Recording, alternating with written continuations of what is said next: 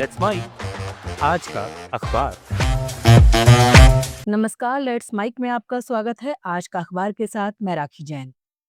यहाँ हम देश दुनिया के सबसे बड़े और विश्वसनीय अखबारों से चुनते हैं वो रिपोर्ट्स जो सिर्फ खबर नहीं, आपकी समझ और सोच को गहराई देती हैं।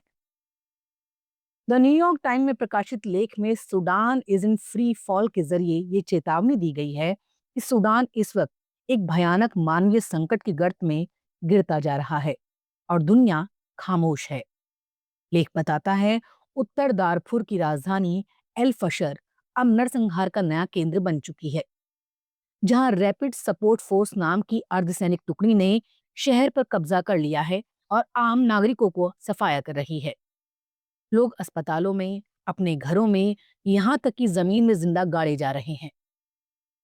लेख में दो उदाहरण दिए गए हैं। एक पत्रकार मुआम्मर इब्राहिम, जो अत्याचारों को दस्तावेज करने के लिए वहीं रुके रहे और अब लापता हैं, और मोहम्मद एल मक्की, एक प्रोफेसर जिन्हें परिवार को सुरक्षित भेजने के बाद मार दिया गया। ये दोनों कहानियां उस हजारों सूडानी नागरिकों की तस्वीर पेश करती हैं जो दूसरों को बचाने के लिए खुद कुर्बान हो रहे हैं। लेख के मुताबिक 2 साल से जारी इस युद्ध में अब तक 4 लाख से ज्यादा लोग मारे जा चुके हैं, बमबारी, भूख या कत्ल के जरिए। लेख साफ कहता है कि इस तबाही को रोका जा सकता है अगर अमेरिका और दूसरी ताकतें संयुक्त अरब अमीरात पर दबाव डालें, क्योंकि आरएसएफ को हथियार, फंड और ईंधन वही मुहैया करा रहा है। अमीरात पर आरोप है कि उसने चाड, लीबिया और दक्षिण सूडान के जरिए इस मिलिशिया को हथियार पहुंचाने का नेटवर्क बना रखा है। इसका मकसद है सूडान के सोने के भंडार और लाल सागर की पहुंच पर कब्जा करना और वहां की लोकतांत्रिक ताकतों को कमजोर करना। लेख अमेरिकी भूमिका पर भी सवाल उठाता है कि ट्रंप प्रशासन अब तक इस हिंसा को रोकने के लिए कोई ठोस कदम क्यों नहीं उठा पाया। ना तो सूडान के लिए कोई विशेष दूत नियुक्त किया गया, ना ही अमीरात के खिलाफ प्रतिबंध लगाए गए, जबकि अमेरिका खुद उसे अरबों डॉलर के हथियार बेचता है। लेख का सुझाव है कि अमेरिका को इन हथियार सौदों को तुरंत रोकना चाहिए और अमीरात के समर्थन को खत्म करने के लिए आर्थिक दबाव बनाना चाहिए। द न्यूयॉर्क टाइम ये भी कहता है कि अब सिर्फ सरकारें नहीं, बल्कि बड़ी वैश्विक कंपनियां जैसे एनबीए और डिज्नी भी जिम्मेदारी ले। एनबीए का अमीरात के साथ टूर्नामेंट पार्टनरशिप है। अगर ये लीग अमीरात पर दबाव बनाए कि वो नरसंहार का समर्थन बंद करे, तो इसका बड़ा असर हो सकता है। डिज्नी भी अबू धाबी में थीम पार्क बना रहा है, वो भी अपनी आवाज उठा सकता है। लेख अंत में कहता है, खामोशी हमेशा अत्याचारी का साथ देती है, पीड़ित का नहीं। सूडान आज जिस नरक में है, वो सिर्फ वहां की नहीं, बल्कि दुनिया की नैतिक परीक्षा है। अगर दुनिया अमीरात और आरएसएफ की साझेदारी को रोकने में नाकाम रहती है, तो ये आने वाले वक्त में पूरे अफ्रीका और यूरोप तक को अस्थिर कर देगा। इसलिए अब खामोश रहना भी एक अपराध है, क्योंकि हर चुप्पी की कीमत किसी मोहम्मद, किसी मुअम्मर की जान से चुकाई जाएगी। द गार्जियन में प्रकाशित लेख में ब्रिटेन की वित्त मंत्री रेचल रिव्स के सामने खड़ी सबसे बड़ी राजनीतिक दुविधा पर चर्चा की गई है। वो चाहे आयकर बढ़ाएं या ना बढ़ाएं, दोनों ही हालात में आलोचना झेलनी ही पड़ेगी। लेखक मार्टिन केटल के मुताबिक 26 नवंबर का आने वाला बजट सिर्फ एक आर्थिक दस्तावेज नहीं, बल्कि ब्रिटेन की राजनीति के भविष्य को तय करने वाला मोड़ साबित हो सकता है। लेख बताता है, रीव्स ऐसे समय में बजट पेश करने जा रही हैं जब ब्रिटेन की अर्थव्यवस्था थक चुकी है, सरकारी सेवाएं कमजोर हैं और आम जनता का भरोसा टूट चुका है। ऐसे में सवाल है, क्या वो टैक्स बढ़ाकर सरकारी सेवाओं को मजबूत करेंगी या फिर टैक्स ना बढ़ाने की पुरानी थेचर युग की नीति पर चलती रहेंगी, जिसने देश को टूटी हुई ब्रिटेन की स्थिति में पहुंचाया है।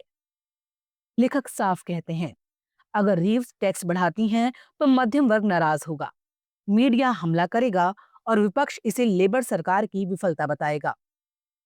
लेकिन अगर टैक्स नहीं बढ़ाया गया तो सार्वजनिक सेवाएं और गिरेंगी और लोगों का भरोसा और टूटेगा।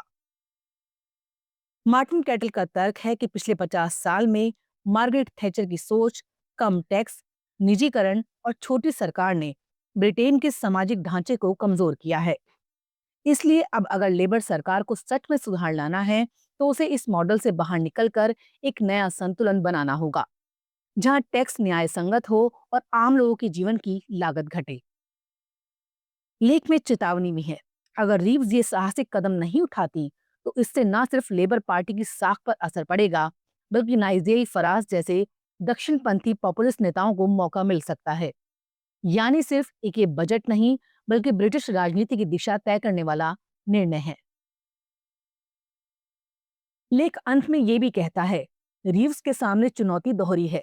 उन्हें या तो लोगों को ये यकीन दिलाना होगा कि उच्च टैक्स बेहतर सेवाओं की कीमत है, या फिर जीवन यापन की लागत को घटाने के ऐसे ठोस कदम उठाने होंगे जिससे आम नागरिक महसूस करे कि उसकी स्थिति सुधर रही है।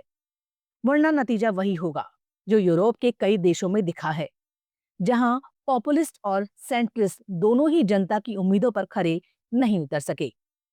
सीधे शब्दों में द गार्जियन का ये लेख कहना चाहता है, रेचल रीव्स एक ऐसे मोड़ पर हैं जहां उनसे उम्मीद है कि वो राजनीतिक साहस दिखाएं, यानी कठिन लेकिन जरूरी फैसले लें। अगर उन्होंने इस सिर्फ समायोजन किया, सुधार नहीं, तो इतिहास उन्हें भी उन्हीं नेताओं की कतार में रखेगा जिन्होंने मौका होते हुए भी कुछ बदलने की हिम्मत नहीं दिखाई।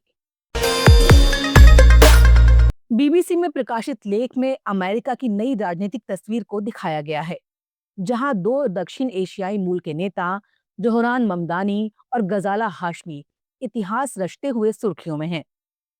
लेख में बताया गया है कि जहां ममदानी के न्यूयॉर्क मेयर पद के उम्मीदवार के रूप में अप्रत्याशित जीत ने सभी को चौंकाया, वहीं वर्जीनिया में गजाला हाशमी ने एक और बड़ा मील का पत्थर हासिल किया है। वो अमेरिका के इतिहास में पहली मुस्लिम महिला बनी हैं तो किसी राज्य स्तरीय पद लेफ्टिनेंट गवर्नर के लिए चुनी गई हैं। गजाला हाशमी का इस सफर केवल राजनीतिक जीत नहीं, बल्कि अमेरिकी समाज में विविधता और स्वीकार्यता के बढ़ते दायरे का प्रतीक है। अपने विजय भाषण में उन्होंने कहा, यह इस देश में मिले मौकों की वजह से मुमकिन हुआ है। यानी ये जीत केवल उनकी नहीं, बल्कि उन तमाम प्रवासियों और अल्पसंख्यक समुदायों की भी है जिन्होंने लंबे समय तक अपनी पहचान और अधिकारों के लिए संघर्ष किया। लेख उनके जीवन की पृष्ठभूमि भी बताता है। हैदराबाद में जन्मी गजाला सिर्फ 4 साल की थीं जब अपने परिवार के साथ अमेरिका पहुंची। उनके पिता जॉर्जिया सदर्न यूनिवर्सिटी में प्रोफेसर थे। ऐसे समय में वो बड़ी हो रही थी जब स्कूलों से नस्लीय भेदभाव धीरे धीरे खत्म हो रहा था। गजाला ने मेहनत से पढ़ाई की, फिर 3 दशकों तक वर्जीनिया के कॉलेजों में साहित्य की प्रोफेसर और प्रशासक रहीं। राजनीति में आने का उनका फैसला 2019 में तब हुआ जब तत्कालीन राष्ट्रपति डोनाल्ड ट्रंप ने मुस्लिम बैन लागू किया। हाशमी को लगा अब चुप रहना संभव नहीं है, उन्हें सार्वजनिक रूप से सामने आकर अपने समुदाय की आवाज बनना होगा। उसी साल उन्होंने वर्जीनिया सीनेट का चुनाव लड़ा और रिपब्लिकन उम्मीदवार को हराकर पहली मुस्लिम महिला सीनेटर बनी। इस बार के चुनाव में उन्होंने जिन मुद्दों को प्राथमिकता दी, महिलाओं के गर्भपात के अधिकार, सार्वजनिक शिक्षा की मजबूती और सरकार द्वारा वित्त पोषित स्वास्थ्य सेवाएं, वो सीधे आम लोगों से जीवन से जुड़े विषय हैं। यही वजह रही कि जनता ने उन्हें दोबारा भरोसा दिया। चुनाव जीतने के बाद गजाला ने कहा, कमजोर समुदायों को बार बार निशाना बनते और बलि का बकरा बनाते देख मैं खामोश नहीं रह सकती थी। बीबीसी का ये लेख दिखाता है, अमेरिकी राजनीति में अब पहचान, विविधता और न्याय की नई परतें जुड़ रही हैं। गजाला हाशमी की जीत ये साबित करती है कि धर्म, नस्ल या प्रवासी पहचान अब बाधा नहीं, बल्कि लोकतंत्र में ताकत बनती जा रही हैं। ये उस नए अमेरिका की झलक है जहां इतिहास धीरे धीरे सबके लिए जगह बना रहा है। लेट्स माइक आज का अखबार में फिलहाल इतना ही। देखते रहिए, सुनते रहिए लेट्स माइक। नमस्कार। आप सुन रहे थे let's mike more than radio. Follow कीजिए हमें हमारे सोशल मीडिया प्लेटफॉर्म्स पर। It's time for news. It's time for more than radio. Presenting the first radio news app, Let's Mic. Let's Mic, a news-based app on your phone where you get to watch and listen news, talk shows, interviews, radio show podcasts. On Let's Mic, you get all relevant information of TV, print, radio, podcast, and digital. Let's Mic talks about every segment of life.